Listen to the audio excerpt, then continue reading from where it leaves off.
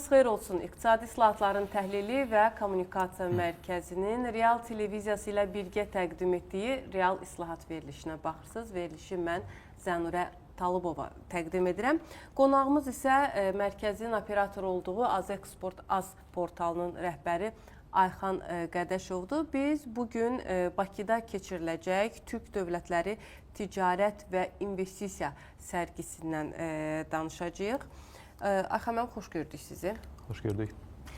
Ayxan mənim, artıq bir neçə müddətdir dövlət səviyyəsində Türk dünyası dövlətləri ilə intensiv əməkdaşlıq həyata keçirilir və bu da öz növbəsində bütün istiqamətlərə öz töhfəsini verir və Bakıda təşkil olunan Türk Dövlətləri Ticarət və İnvestisiya sərgisi də bu qəbildəndir, yəni bu fəaliyyət növlərindəndir.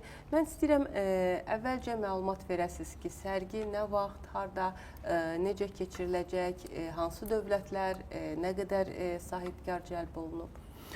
İlk öncə onu qeyd etmək istərdim ki, niyə görə Türk Dövlətləri Ticarət və İnvestisiya Forumunun ikinci sessiyası həyata keçirilir? Belə ki, bundan əvvəl bu tədbirin birinci sessiyası Türkiyədə həyata keçirilib və tədbirin sonunda əldə olunan nailiyyətlər, imzalanan sənədlər, həmçinin bağlanan müqavilələr ona zəmin yaratdı ki, bu tədbir müntəzəm olaraq Türk Dövlətləri Təşkilatına üzv və müşahidəçi ölkələrin qonaq qismində iştirakı ilə və ev sahibliyi qismində iştirakı ilə müntəzəm olaraq keçirilsin.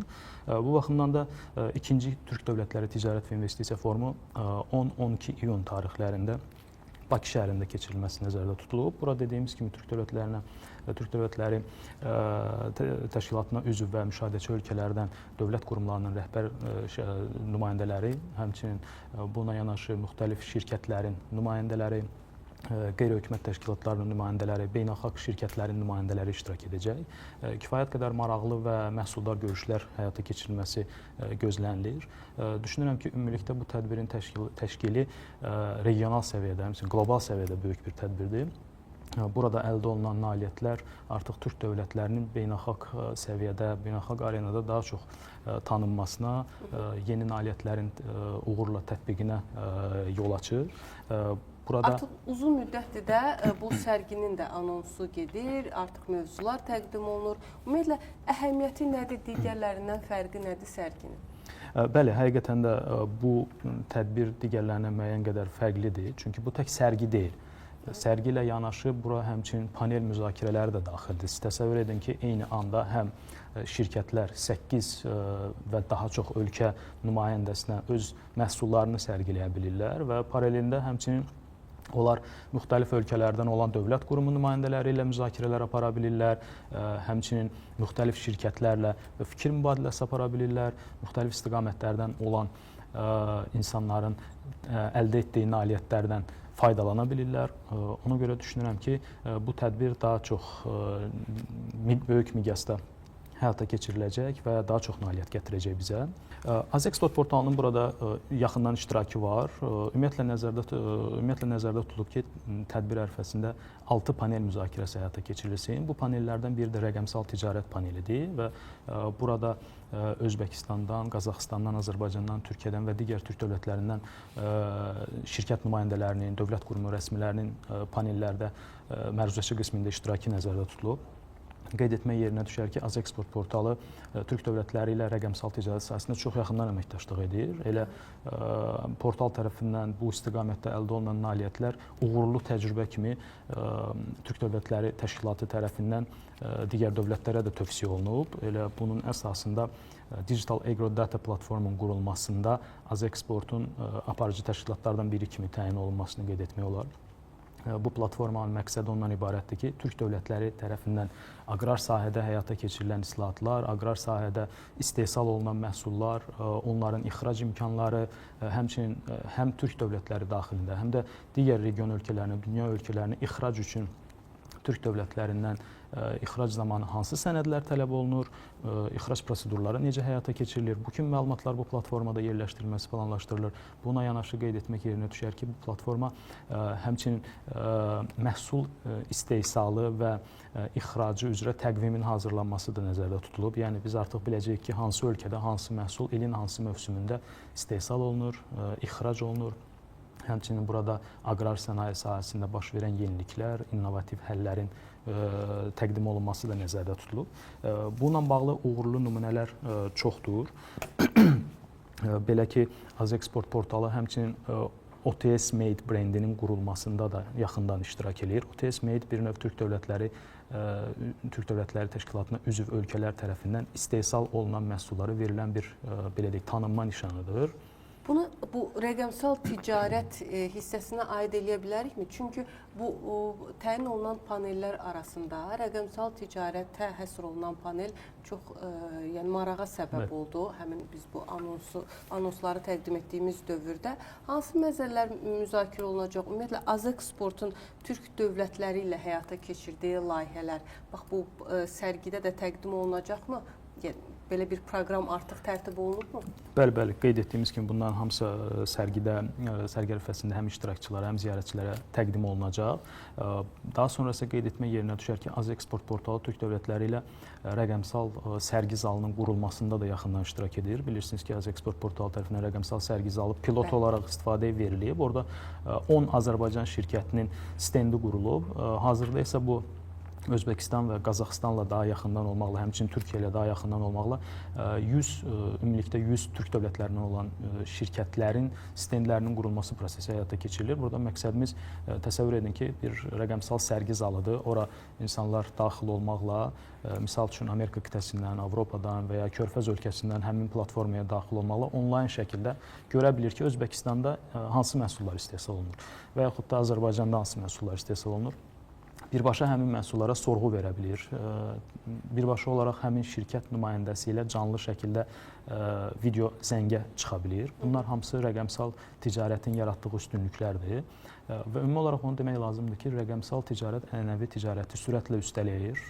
Biz hər zaman bunu vurğulayırıq ki, son 10 ilin statistikasında olmayıb ki, rəqəmsal ticarətdə geriləmə olsun. Əksinə, hətta nəzərə almaq lazımdır ki, gənc nəsil yetişir, onlar daha çox bu istiqamətlərə maraqlıdırlar.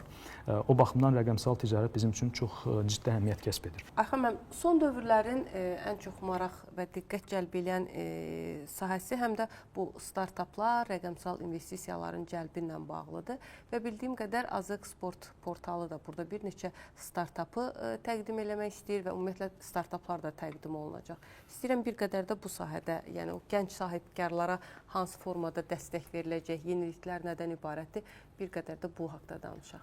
Bəli, ikinci Türk Dövlətləri Ticarət və İnvestisiya Forumunda panel müzakirələrindən biri də startap və investisiya panelidir. Burada 8 ölkədən olan nümayəndələr öz məruzələri ilə çıxış edir, öz məruzələrini yerinə yetirəcəklər və burada startaplar üçün yaxşı imkan yaranır. Belə ki, startaplar öz ideyalarını, məhsullarını geniş auditoriyaya daha rahat şəkildə təqdim edə biləcəklər. Nəzərdə tutulub ki, burada İqtisadi Saatların Təhlil və Kommunikasiya Mərkəzi tərəfindən startapların öz stendi ilə, öz məhsulları ilə tədbirdə təqdim etməsi imkanı da yaradılacaq. Çünki Enterprise Azərbaycan portalı həm də hal-hazırda Startup 3 məktəbini, Startup School-u təqdim edir və həmin startapçılarda yəqin ki, bu layihədə iştirak edən gənc investorlardır. Bəli, qeyd olunan startaplar üçün də orada şərait yaradılacaq ki, öz layihələrini ora təqdim edə bilsinlər. Bu, onlar üçün şansdır ki, yeni bazarlara çıxsınlar, satış həyata keçirsinlər və yaxud da investor cəlb etsinlər. Bununla yanaşı, həmçinin onlar təcrübə mübadiləsi həyata keçirə bilərlər. Həmçinin bu paneldə dövlət qurumlarının nümayəndələri də iştirak edəcək ki, məsələn, biz bilə biləcəyik ki, Özbəkistanda, misal üçün, IT Park təşkilatı mövcuddur. Onlar startaplara müxtəlif formada dəstəklər göstərirlər. Yeri gəlmişkən, Azeksport portalının da onlarla görüşləri olub, birlikdə layihələrin icrası ilə bağlı razılıq əldə olunub. Bu istiqamətdə də onların yaratdığı imkanlarla tanış olmaq olacaq. Həmçinin Qazaxıstan hansı imkanları təqdim edir, Azərbaycan tərəfindən hansı imkanlar təqdim olunur, bunlar da orada Azərbaycan tərəfdən sərginin əsas tərəfdaşları kimlərdir? Qeyd etmək yerinə düşər ki, Azərbaycan tərəfindən də sərgi kifayət qədər geniş tərkibdə təmsil olunur. Dövlət qurumlarından burada təmsilçilik genişdir. Panel müzakirələrində demək olar ki, əsas bütün agentliklərdən, nazirliklərdən, qurumlardan nümayəndələr panel müzakirələrində məruzəçi qismində iştirak edirlər. Buna yanaşı qeyd edim ki, panel müzakirələrindən biri də kənd təsərrüfatının aqrar sənayeyə həsr olunub. Burada da dövlət qurumlarının nümayəndələri öz çıxışlarını bildirəcəklər. Ümumiyyətlə, olarmı ki, ardıcıl şəkildə biz panellərdən məlumat verək ki, hansı sahələrə həsr olunacaq panellər? Bəli, Türk dövlətləri üçün əhəmiyyətli olan panellərdən biri də aqrar sənaye sahəsidir. Bu sahədə də panel müzakirəsi olacaq. Dediyimiz kimi, aqrar sənayedə innovasiyalar, yeniliklər hansılardır? Çünki biz ixrac göstəricilərinə də baxanda görə bilirik ki, qeyri-neft ixracında Türk dövlətləri üçün aqrar sənayenin xüsusi yeri var. Bu istiqamətdə deyim ki, həm dövlətlər arası, həm də şirkətlər arası münasibətlər geniş şəkildə həyata keçirilir. Biz elə şirkətlərlə müntəzəm müzakirə aparanda bu yaxınlarda məlum olub ki, Azərbaycan sahibkarları Özbəkistan sahibkarları ilə bərabər müəyyən istiqamətlərdə birgə əməkdaşlıq edirlər. Bunlara misal olaraq, məsələn, fındıq sektorunda məhsul yetişdiriciliyi, fındıq məhsulunun daha məhsuldar olması üçün atılan addımlar qeyd etmək olar. Həmçinin çəltikli bitkilər, məsələn, bununla yanaşı həmçinin qeyd etmək yerinə düşər ki, gilas və digər meyvələrin yetişdirilməsində təcrübə mübadiləsi həyata keçirilir. Bunlar həm dediyimiz kimi dövlət qurumları səviyyəsində, həm də fermerlərin özəl təşəbbüsü sayəsində həyata keçirilir. Qarşılıqlı əməkdaşlıq olunaraq elmi araşdırmalar da aparılır. Həm region üçün, həm beynəlxalq bazar üçün daha ixraca yönümlü, ixrac qabiliyyətli məhsulların istehsalı ilə bağlı bu təşəbbüslər həyata keçirilir. Daha sonra mən qeyd etmək istərdim ki, burada Türk dövlətləri iqtisadiyyatı və Türk dövlətlərinin iqtisadi gücü və investisiya imkanları adlı bir panel də müzakirə olunacaq. Burada Türk dövlətləri arasında mövcud əməkdaşlıq, mövcud belə deyək, həyata keçirilən layihələrin statusu barədə müzakirələr olacaq. Birlikdə biz hansı layihələri daha perspektivdə yerinə yetirə bilərik, bunlar barədə danışıqlar olacaq. Daha sonra isə burada turizm və mədəniyyət sahəsinə də toxunulacaq. Bu da çox vacib bir məsələdir, çünki hesab edirəm ki, turizm və mədəniyyət sənayesi sahəsində Türk dövlətləri öz potensialı daha çox istifadə edə bilərlər. Bunun üçün bizim yaxşı imkanlarımız mövcuddur. Həm Azərbaycanda, Türkiyədə geniş imkanlar mövcuddur. Bu baxımdan bu panelin müzakirəyə qoyulması da məhsuldar bir tədbirin alınması üçün ciddi əhəmiyyət kəsb edəcək.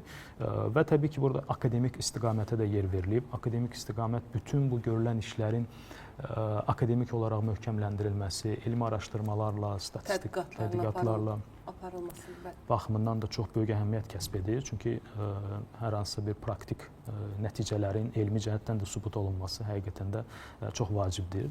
Düşünürəm ki, bu istiqamətin də burada olması tədbirin mahiyyətini, ciddiyyətini daha da artıracaq. Bəs bundan sonra bax sərgi baş tutacaq, panel sessiyaları həyata keçiriləcək. Bəs gələcəkdə Azeksport portalı Türk dövlətləri ilə elektron ticarətin genişləndirilməsi istiqamətində hansı növ fəaliyyətləri həyata keçirməyi düşünür? Yəni bu sərgi çərçivəsində də müzakirə aparılacaqmı, yoxsa artıq bir yol xəritəsi var bu əməkdaşlıqla bağlı? Bəli, biz Türk dövlətləri ilə müntəzəm olaraq onlayn və fiziki görüşlər keçiririk. Təcrübə mübadiləsi ilə bağlı bizim müəyyən bir planlarımız mövcuddur. Burada təkcə şirkətlərlə deyil, həmçinin bu sahə üzrə ixtisaslaşmış mütəxəssislərin yetişdirilməsi istiqamətində də işlər görülür.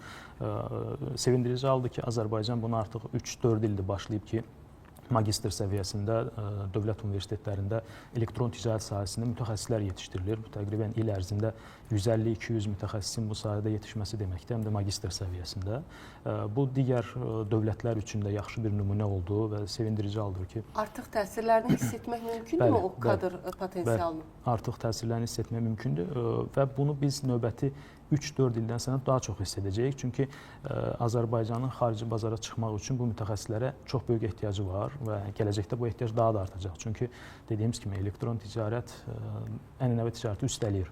Və bu müddət gəlib çatdıqda artıq bizim yanımızda bu mütəxəssislərin, gənc kadrların olması çox böyük əhəmiyyət kəsb edir. Və biz bunu Türk dövlətləri ilə olan görüşlərimizdə də daima qeyd edirik ki, bu istiqamətin inkişaf etdirilməsi vacibdir. Bunu nəzərə alaraq akademik istiqamətlərdə də əməkdaşlığımız mövcuddur ki, biz beynəlxalq təcrübəni öyrənirik. Biz Amazona, Alibabaya, eBay-ə necə çıxmaq lazımdır, orada şərtlər nədir, bunları öyrədirik, birlikdə tədqiq edirik, tədqiqat aparırıq. Və həmçinin qeyd edim ki, elektron ticarət tək sahibkarlar üçün, dövlət üçün deyil, həmçinin vətəndaşlar üçün, gənclərin özünə məşğulluq səviyyəsinin inkişaf etdirilməsi üçün də çox böyük əhəmiyyət kəsb edir. Axı, ümumiyyətlə, sahibkarlar bu sərgidə, bu forumda, panel sessiyalarında iştirakla nələri qazana bilərlər? Ümumiyyətlə, hansı fürsətlər əldə edə bilərlər? Bəli, Türk dövlətlərindən böyük nümayəndə heyəti ilə təmsil olunan ölkələr mövcuddur. Burada əsasən Özbəkistan, Qazaxıstan bunların stendlərinin böyük olması gözlənilir, iştirakçı sayının çox olması gözlənilir. Ümumilikdə deyim ki, sahibkarlar üçün çox yaxşı bir imkandır. Bu həm İqtisad Təhlil və Kommunikasiya Mərkəzinin və Kiçik və Orta Biznesin İnkişaf Agentliyinin və Roko Export şirkətinin birgə təşkilatçılığı ilə həyata keçirilən böyük bir tədbirdir. Burada ziyarətçi sayının çox olması da gözlənilir regional səviyyədə, beynəlxalq səviyyədə. Bu, yerli sahibkarlar üçün yaxşı bir fürsətdir ki, öz məhsullarını yeni bazarlara rahat şəkildə təqdim edə bilsinlər. Bu, çox böyük auditoriya deməkdir. Yeni satışlar, yeni perspektivlər, əməkdaşlıqlar, kommunikasiya, networking, bəli. Həqiqətən də hazırda networking sahibkarlar üçün çox böyük əhəmiyyət kəsb edir və bu da beynəlxalq networking olduqda isə daha da böyük əhəmiyyət kəsb edir və biz fürsətdən istifadə edərək sahibkarları, gəncləri, bu sahədə fəaliyyət göstərən şəxsləri, dövlət qurum nümayəndələri bu fürsətdən istifadə etməyə və tədbirdə iştirak etməyə dəvət edirik. Təşəkkür edirəm Ayxan müəllim. Mən bir daha qeyd eləmək istəyirəm ki, yəni haqqında danışdığımız Türk Dövlətləri Ticarət və İnvestisiya sərgisi 10-12 iyun tarixlərində Bakıda keçiriləcək və düşünürəm ki, doğrudan da bu forum, bu sərgi sahibkarlar üçün yeni investisiyaların cəlb edilməsi, yeni əməkdaşlıq baxımından əla bir fürsət olacaq. Siz real islahata baxırdınız, yenidən görüşəcəyik. Salamat qalın.